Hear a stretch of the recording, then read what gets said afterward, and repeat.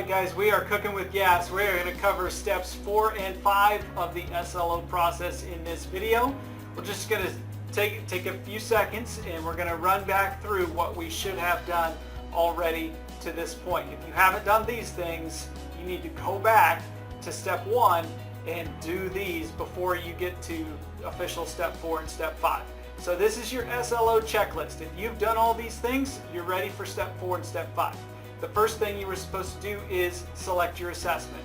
If you're using an assessment that's already made for you, like iLearn or ExactPath, no pre-approval is needed. If you're creating your own test, you have to get that pre-approved through Building Admin. Then you're collecting 5 data points on your students. Make sure you're setting the criteria for the data. So what makes a student low, what makes a student medium, and what makes a student high for each data point. For example, if you're using last year's second semester grades, is an A and a B high, or is it just an A? Is a B and a C medium, or is it C and D? Are F's the only thing that is low, or are D's low as well? Those are things you have to consider. Once you have the data collected, you're going to put the kids into buckets. So you figure out how many high kids do I have, how many medium kids, and how many low kids. It's easiest when you're gathering this data, use data that you already collect in your class. Don't spend a ton of time going out searching for new data. Once you have your kids bucketed, you're going to create your class objective. How many students are going to get across the finish line at the end of the year on that assessment to make you a highly effective teacher, effective, improvement necessary, ineffective, or possibly maybe you had a negative impact on your students. Then you're going to work on your targeted learning objective. Remember, that's just for your low bucket of students.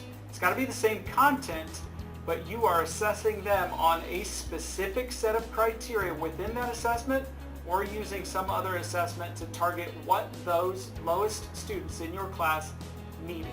It gives you a lot of flexibility and wiggle room there. But it should be a one-statement goal summary focused on the growth that those students display over the course of time. Step 4 is very simple. Step 4 is our mid-year check-in.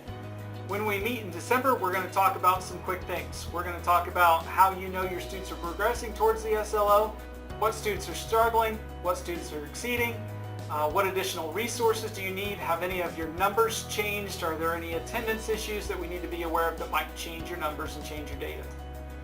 Step 5 is very simple as well. You're going to go in at the end of the year, and once the students have taken your assessment or the state assessment or the diagnostic test for the final, and you're going to meet with us. You're going to go over your process, you're going to go over the final numbers, and we will evaluate whether you were highly effective, effective, improvement necessary, ineffective, or possibly had a negative impact.